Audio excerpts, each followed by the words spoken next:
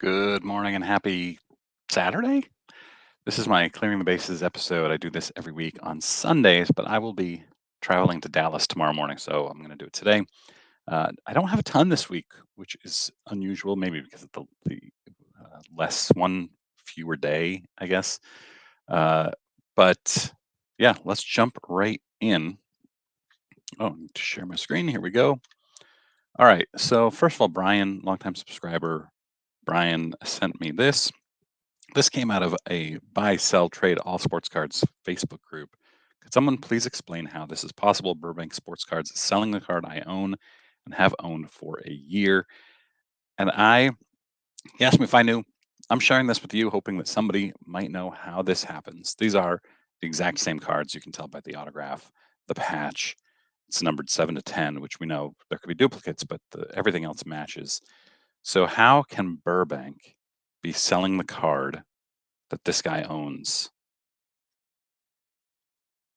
And you can see here's Burbanks selling it for 110 or best offer, and this guy selling it for 125 or best offer. Uh, my theory is that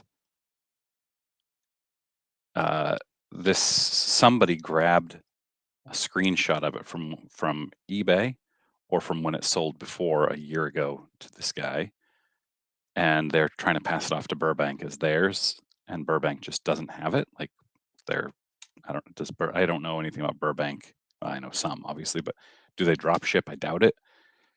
So it's puzzling and perplexing. I'd love to know what you guys think. And speaking of Brian, he also gave me a math primer on my post last night. The 1979-80 OPC basketball set. I had a very bad math error. I've put it in my uh, newsletter, and you can go to sign up for my newsletter through the description to this video. I'll also pin it in comments. This is last week's newsletter where I wrote up about Probstein on eBay selling counterfeit autograph cards, and I talked about a lot of different things like Ken Golden making things right for one of his customers after things didn't go well. A lot of things. It's a really fun add-on to my channel. Please go subscribe. It's completely free. And then we have a collection of Michael Jordan sneakers, sells for record-breaking $8 million at auction. These are signed 6 individual sneakers worn by Michael Jordan, each one during the finals that he won. So really cool stuff. Uh, there they are, $8 million. All right, the heart of this is this SGC story. SGC a few days ago posted that they had uh, graded and authenticated this card here.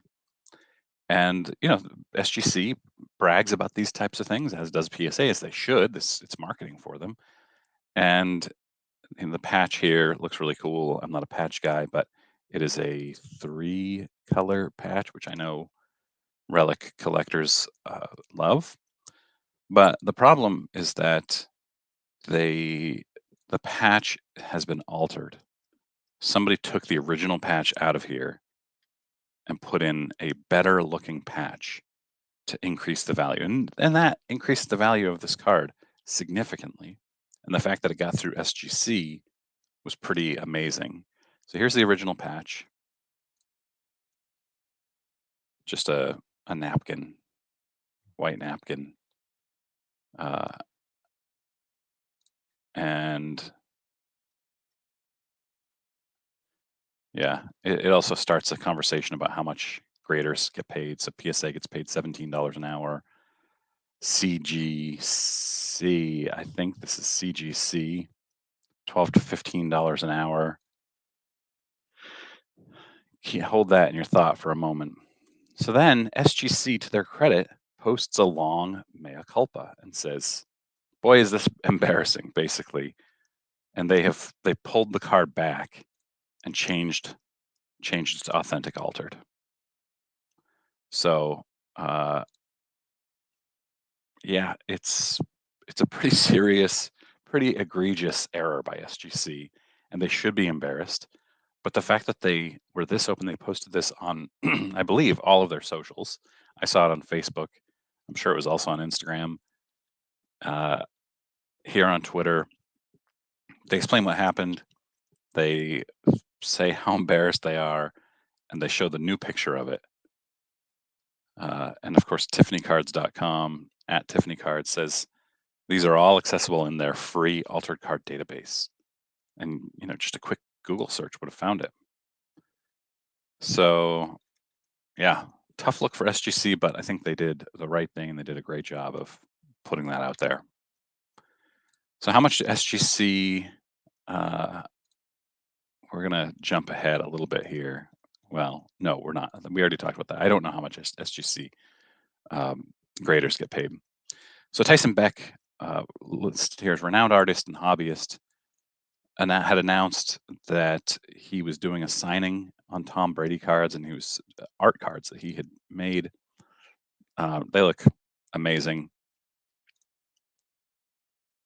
All of them sold out 2 days before the event.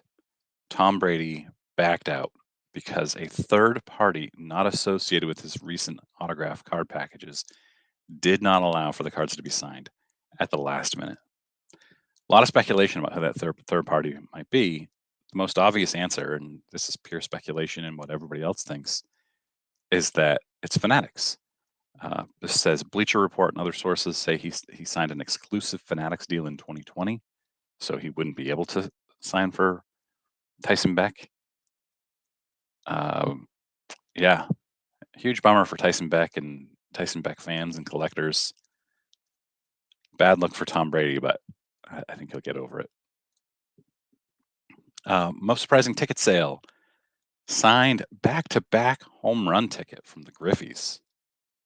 Ken Griffey Jr. Very cool. September 14th, 1990. Really neat. $13,200. That's fun. All right. So CGC sued two of their former employees because these employees were, it says, abused their roles and privileges at CGC.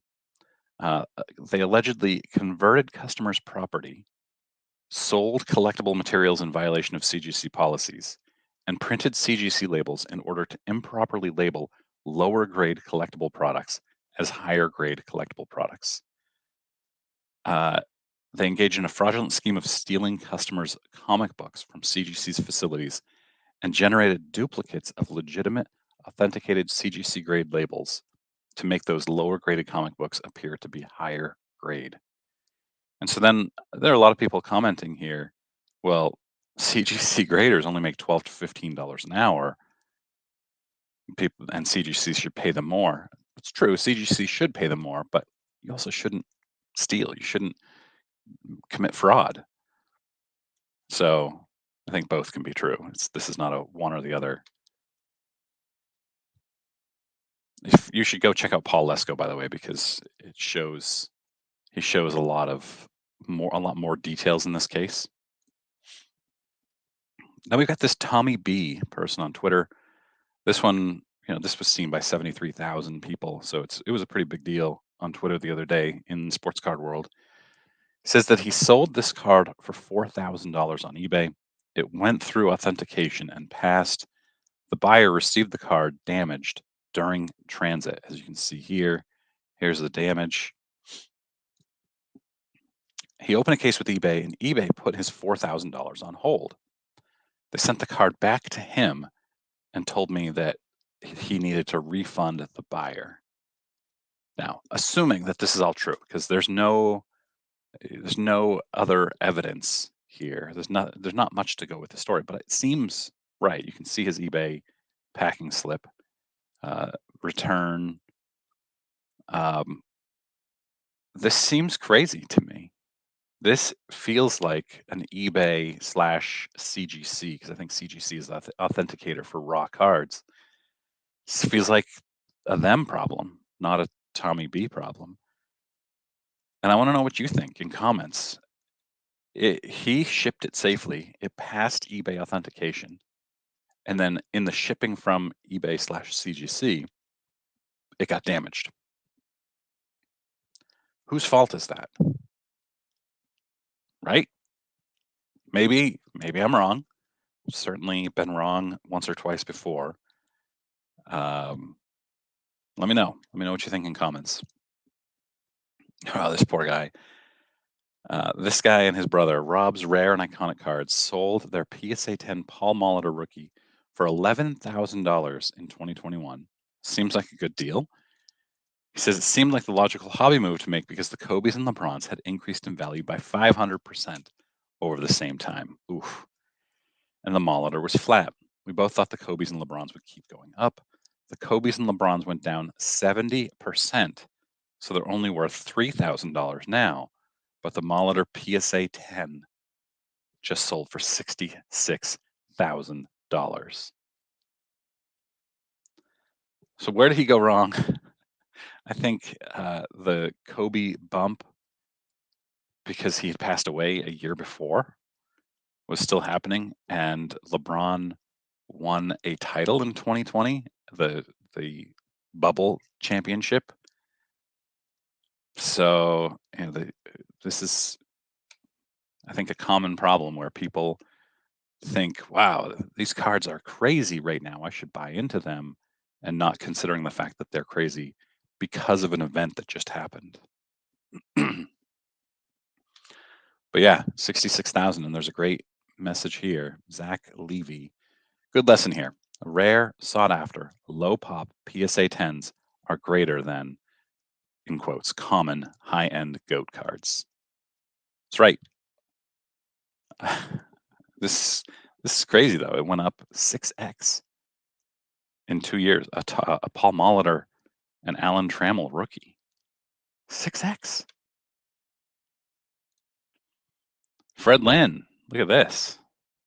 He's got it's chrome, Topps Chrome Black, which is a fantastic set, by the way. And he's got all these cards that he's autographed. He looks great. He looks young still. What was he, a rookie 50 years ago? So he's got to be 70, in his 70s. And then he signed all these 75 rookie cards as well. Looks like those are probably going into Heritage, I imagine. All right, Leila Dunbar, uh, Roadshow PBS. She posted this story. She got a Ted Ruth jersey, and I am flabbergasted by how small this jersey appears to be. And she even says, uh, "Why is it so short that even I could wear it?" It seems so small. Why is that so short?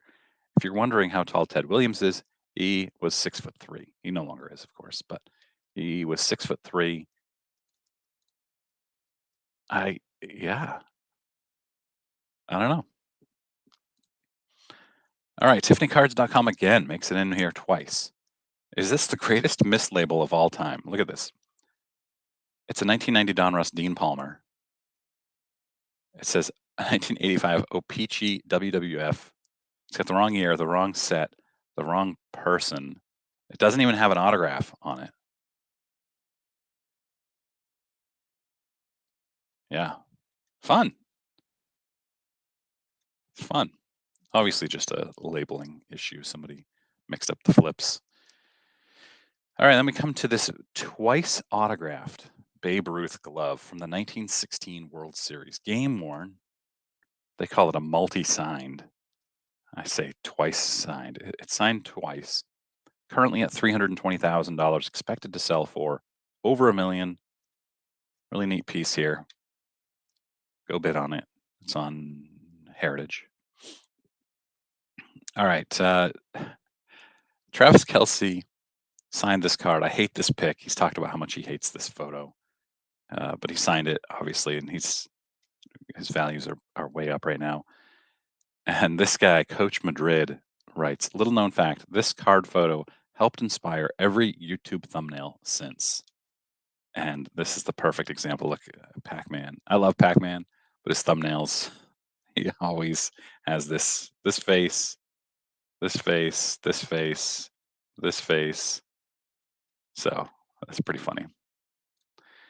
That's it for today, kids. Thanks very much for watching. Go sign up for my newsletter, linked in description here and in the pinned comment.